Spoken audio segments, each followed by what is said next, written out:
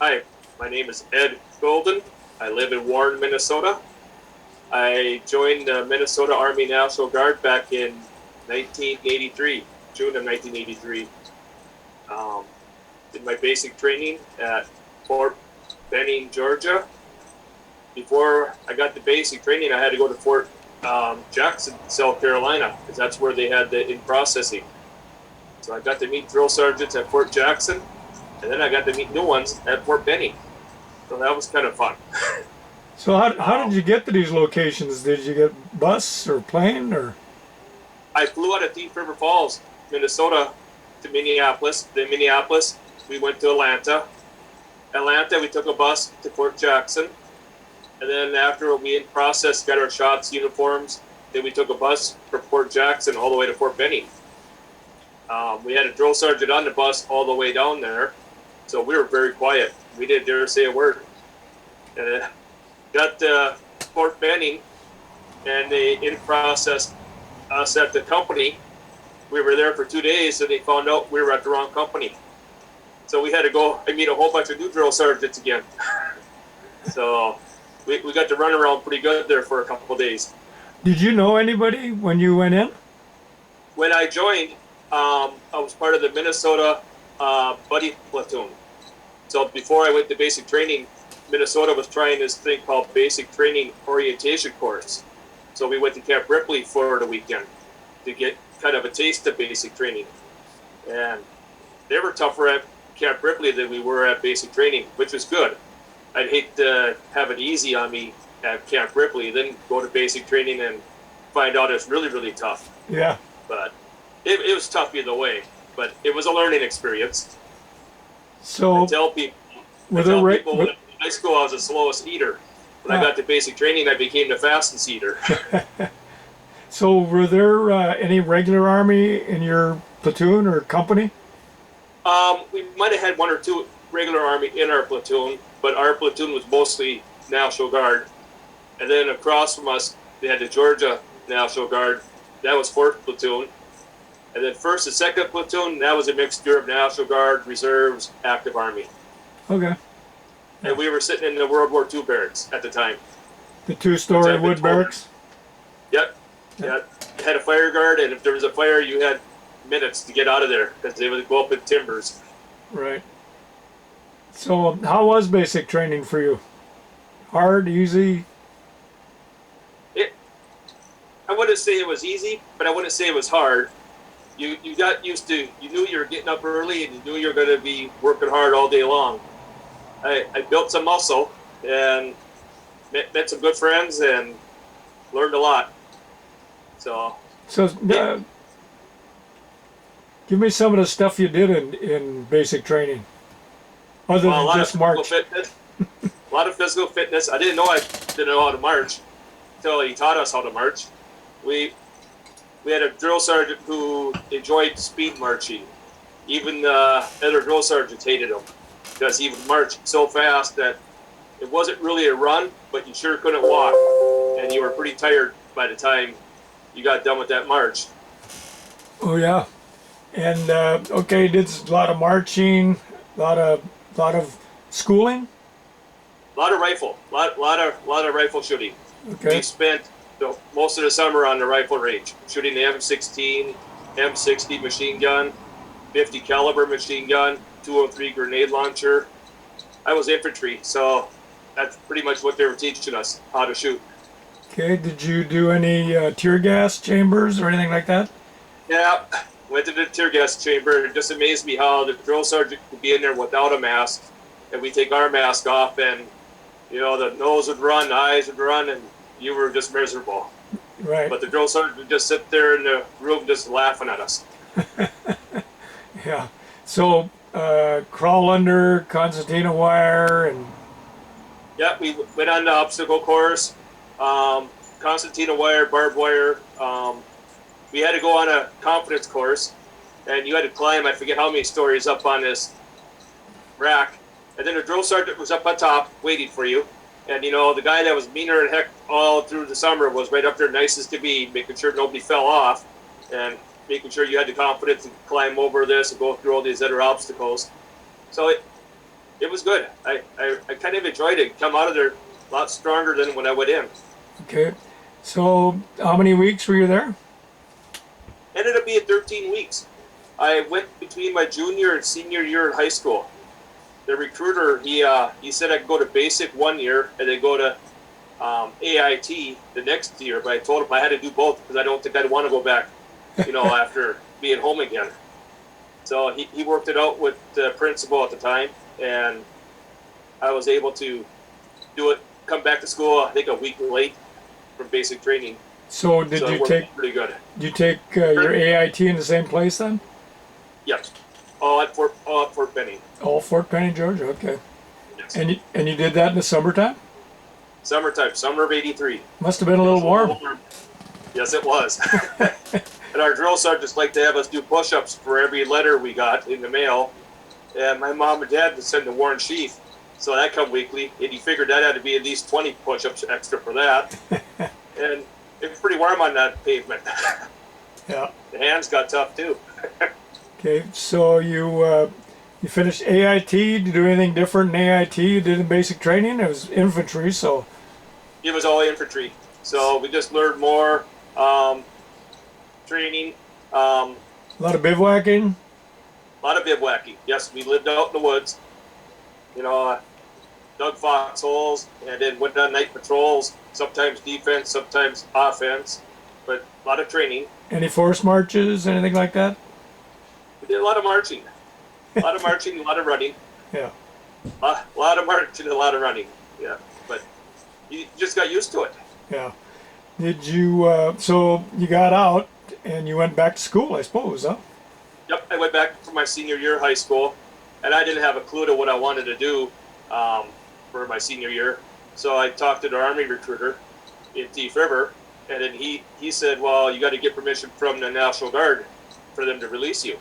So I went over to the Armory, and I said, I graduated in May. I don't know what I want to do. But I'm thinking active Army is okay for me. They said, oh, have you talked to a recruiter? I said, not yet. Well, let me give the guy a call. So he called him, and they did the paperwork over the phone, and all I had to do was sign up. So then you went regular Army? I went active Army after that. Okay. And I was stationed in Germany for 1.5 years. Okay. Anything, when you went active Army, anything you had to do to, any more training or? Well, not really training, but I went to Fort Dix, New Jersey for my port call before I'd go to Germany. And I didn't realize I was the only prior service on the bus. Everybody else was new recruits. Really? So we got off the bus, we started getting chewed out and getting the runaround, and I thought, what the heck did I do here? Why did I sign up? Well, then the drill sergeant comes out and he goes, are there any prior service here? And I thought, well, God, do I dare say anything? So I said, yeah, me. He goes, get over here. And I thought, oh, I'm in trouble now. Here, you go in that office, you can have a seat. We got to take care of these guys first. Then they got rid of those guys. Then they come in and check my orders and got my bunko, area where I'm going to sleep that night, and it was good to go. I just had to sit there for, I think, 12 days before I could go to Germany. Okay, and so you just stood there for 12 days doing nothing, or? Well, that was pretty much what it was. They put us on one detail they weren't supposed to put us on. The guy that grabbed us thought we were trainees, so we were out on the rifle range cleaning brush. And when the sergeant in charge of us found out, he was pretty mad about that because our uniforms got kind of wrecked. So Okay. new uniforms are wrecked with tree sap. So he was pretty mad at that sergeant. They said they were going to get us new uniforms, but that never happened. Yeah. So I just kept that uniform as my grubby one.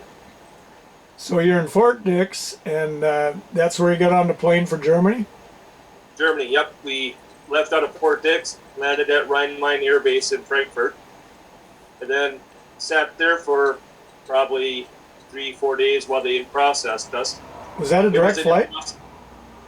We sat there at Rhein-Main for 3 days while they processed us into Germany and waited for a bus to come get us. Then I was brought to Mainz, Germany, which is probably about 30 kilometers southwest of Frankfurt. And then when I got there, I found out there was 2 guys from my basic training that I recognized their names, and they were in my unit. So I met up with those guys again. Oh, cool. So then, And when I what was your job in Germany then? Well, what was funny was when I got to the unit, there was three of us, and they asked if anybody could type. And like a fool, I go, yeah, I can type. I can type 80 words a minute at that time. Well, then another guy asked me if I could type. I said, yeah, about 40 words a minute. When the last guy asked me, I said, yeah, about 20 words. I ended up being company clerk for a year. Oh, They were looking for a new company clerk, so I was company clerk for a year. I still did my infantry work, but I had to do the company clerk duties too. So they called me the combat clerk. cool. So, well, as you were in Germany, you were able to tour or do anything like that? Yeah, we had a company commander who would give us all the time off we wanted to go on tour. He'd rather have us see places rather than stay in the barracks. So I went to England for a weekend. I went to Paris. The same commander, he said, I got a deal for you guys. It'll cost you $100, but you'll get to go skiing for a week in Austria. Oh, Who wow. wants to do it? So a whole bunch of us paid $100. The ones that didn't want to do it, they ended up on guard duty for a week. So Did you know how to ski? I knew how to ski. I learned at Buena Vista. I wasn't as good as I thought I was. It even included a ski instructor. He was a 1960s German Olympic skier. Oh, cool. And I told him, I said, I don't need your help. I learned how to ski in Bemidji. And he just shook his head and left. And I ended up breaking my thumb at that ski resort because I couldn't stop on the hill, and I ended up hitting a gravel pile. And Yeah. he come up there and he goes, Ed, I beg you, please let me give you one lesson how to stop. But I regret not taking a lesson from him because that would have been kind of neat. Yeah, it would have. Yeah. So you spent a year there as a company clerk and still doing your infantry stuff. Anything else? I ended up being a truck driver, deuce and a half driver. I was getting kind of fed up with the clerk duties, and they said, well, we need a truck driver. Can you drive stick shift? And I said, well, I've only driven a grain truck in a field maybe for about a half a mile while my buddy tried to teach me. I will teach you. Showed me how to drive a truck, and I wasn't very good at the shifting, but I got better. Yeah. So what were you hauling? Just people and weapons. If we had to go on a month-long training, we'd load up all our weapons, 3 guys in the back for guard, 1 guy up front with me, and we'd go to another place to train for a while. Okay. So, Anything else about Germany that really sticks out in your mind?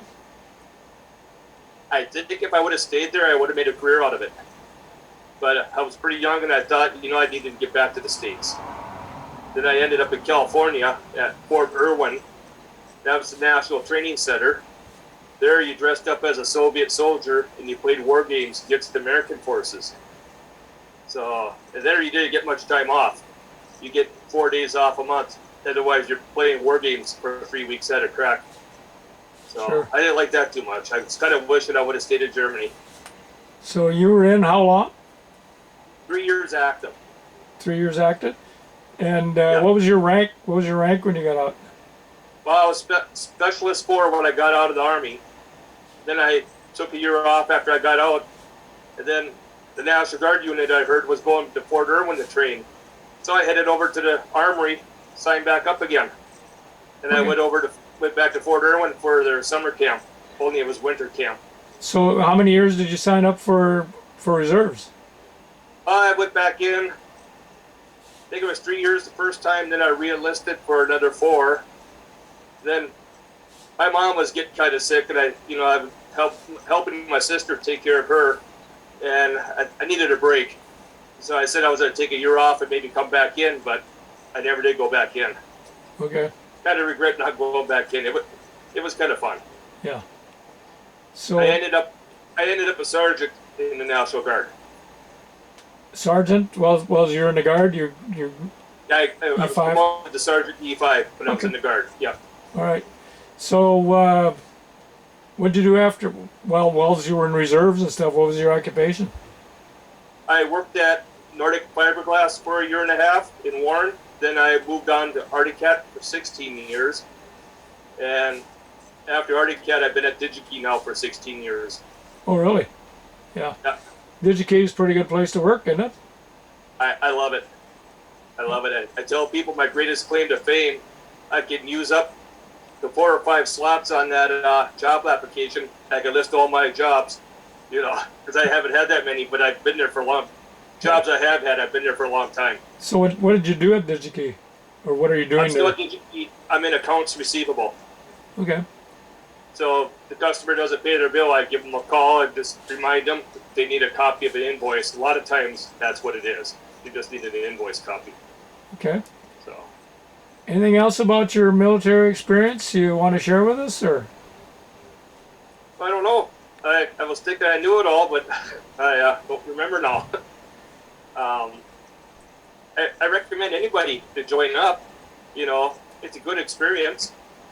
You learn a lot about yourself, and government pays for your sightseeing. Even if you don't go anywhere, just going to basic training, you see a lot. Well, not a lot, but I mean, you see a different part of the country. Well, it looks like you made about the most out of your opportunities in the service as you could make. I mean, you took well advantage of it, sounds like. Well, I had a good time in Germany. Like I said, if I would have stayed there, I think I would have made a career. I had a good company commander. He wanted everybody to go see the country. He said the government brought you over here. The least you could do is go see the country, and that was fun. Yeah. In fact, my first sergeant, he had relatives from Warren. Oh, really? Yeah. It was Daniel Feltman, and Alex and Georgia Feltman were his aunt and uncle. And he saw me reading the War Chief one time, so I think he knew that I was nearby. There you go. Yeah. Now, anything else you want to add, Ed? Or? Oh, I think that's about it. I just want to say thank you for doing this interview, and thank you for your service, Ed. Well, thank you. This was fun. Okay.